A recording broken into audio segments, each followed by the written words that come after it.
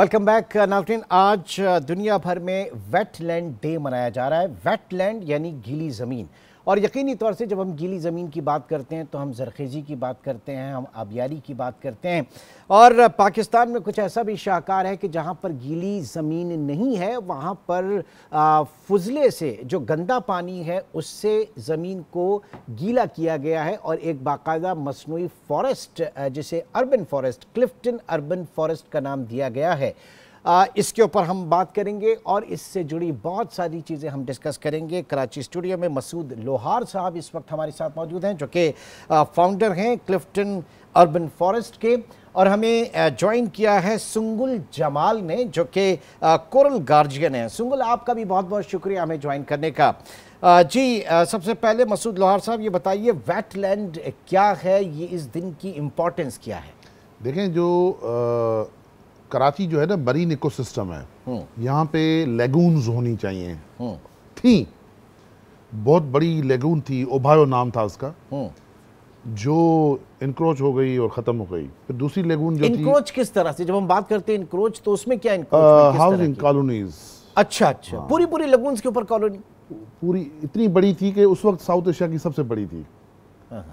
2 तलवार 3 तलवार, ये पूरा एरिया जो था ये वो लेगून था। अच्छा, ये जो बोट बेसिन का जो काला पानी आप देख रहे हो, ये उसका आखिरी निशान है। ओके। फिर दूसरी लेगून जो थी वो थी नैनार, जो सैंडस्पिट पे थी। उस पे भी जो है उन्होंने वो रास्ता बंद कर दिया, वो भी डिग्रेड हो गई। तो इस वक्त टेक्निकली कराची में कोई भी लेवल नहीं है। ये मरीन इकोसिस्टम का बहुत बड़ा कंप्रोमाइज है। तो हमने ये लेगून बनाई क्लिफ्टन अर्बन फॉरेस्ट में, और उसी लेगून का मिरेकल ये था कि फ्लेमिंगोज आने लगे, डक्स आने लगी, बर्ड्स आने लगे। अच्छा, तो आज दुनिया में इसी हवाले से बात की जा रही है। जी, सुंगुल जमाल ने भी हमें ज्वाइन किया। सुंगुल, आप बताइए कि आप कोरल गार्जियन हैं और आपने कराची की जो हमारी सरहदें हैं, जो आबी सरहदें हैं, इनको देखा, किस तरह से पाया, क्या स्टेट इस वक्त मौजूद है, किस तरह की हमारी ये साहिली पट्टी है? इस वक्त जो सीवेज कंटामिनेशन से जो क्राइसिस आए हुए हैं, लाइक मोर स्पेसिफिकली जो समंदर के अंदर आल्गी ब्लूमिंग होता है, और ये आल्गी ब्लूमिंग जो है ना इंक्रीज होता जाता है, उसकी डेप्थ जो है ना वो थिक होती जाता है। एंड जब वो व्हेन 3 मीटर तक आना शुरू हो जाते तो हर चीज नीचे सफोकेट होना शुरू हो जाता है। So there is more mass mortality, corals की है, फिश की है, और हर किस्म की मरीन लाइफ की डिस्टर्बेंस है। अच्छा, पहले जरा ये मुझे बताइए, आपका बुनियादी तौर पे आपका ताल्लुक कहाँ से है, किस कंट्री से है, और फिर ये जो कोरल गार्जियन है ये क्या होता है, ये बताइएगा जरा थोड़ा सा अपने बारे में। मैं I was born in Karachi. मैं कराची से हूँ, लेकिन मैं बाहर बड़ी हुई हूँ, और 4 साल पहले मैं पाकिस्तान वापस आई हूँ कि यही कंट्रीब्यूट करूँ अपना टाइम एंड अपनी स्किल्स इसी में कि टू बेटर हमारी समंदर। ठीक। और ओशन कोरल गार्जियन का मतलब ये होता है कि हम कोरल्स को रेस्क्यू करते हैं, उसके साथ साथ जो भी मरीन हैबिटेट्स होते हैं हम उसको ऑर्गेनिकली प्रोपोगेट करते हैं, और उसके साथ साथ naturally 100% natural coral nurseries build करते हैं समंदर के अंदर। अबाउट एक नर्सरी हमारी 3 बाय 5 मीटर की है, और हम जो यूज करते हैं उसकी जो सब्स्टिट्यूट है वो यूज लाइव रॉक्स जो समंदर के अंदर ही होते हैं।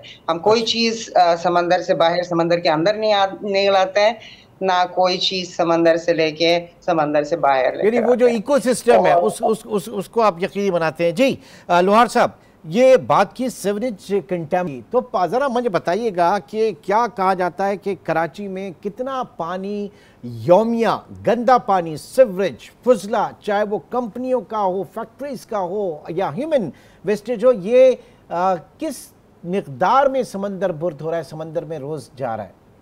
53 crore gallon per day. 53 crore gallon per day. लोहार साहब जी,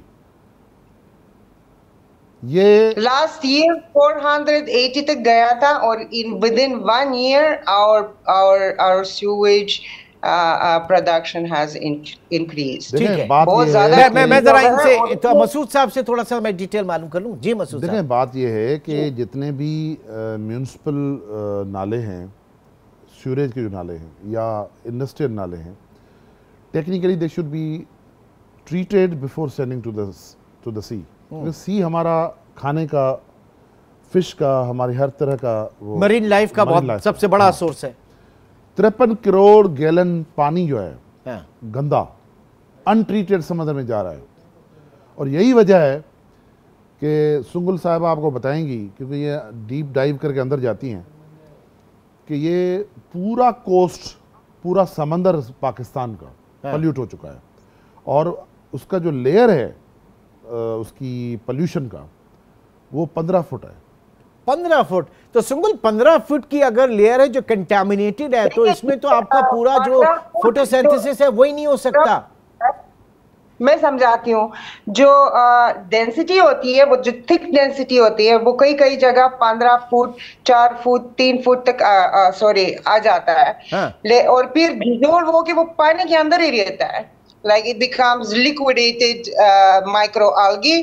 फिर वो दोबारा से ब्लूम करके वो थिक हो जाता है, और वो फिर थिकनेस बड़ा हो जाता है, और उनके नीचे हर चीज सफोकेट हो जाता है। हाँ। और ऊपर से ये जो आगे आप देखे कितने वायरल्स होते हैं हमारी एक साल के अंदर, कितने डिफरेंट वायरल्स होते हैं, वायरल इन्फेक्शन, वायरल डिजीजेस, जिसमें से उसमें से 95% of them are aquatic, means समंदर से आया हुआ, पानी की वजह से, कंटामिनेशन की वजह से। और फिर जो लोग मछली खाते हैं, हमारी समंदर की मछली खाते हैं, झींगे खाते हैं, तो उसमें भी पैरासाइट है, क्योंकि वो सारी बॉटम फीडर्स भी, झींगा तो बॉटम फीडर होता है, और वो जो ही गंदगी होती है डेप्थ में वो ही खा लेता है। तो और यही चीज जो है ना, फिर लोग खा लेते हैं और बीमार हो जाते हैं। हाँ। तो सीवियरिटी बहुत ज्यादा है, बिकॉज कंटेमिनेशन स्वीट वाटर के अंदर भी आया हुआ है, इन द ओशन। चाहे आप झरना तक तो वो पहुंच गया, अब तो ये 1 किलोमीटर अस्तोला तक रह गया।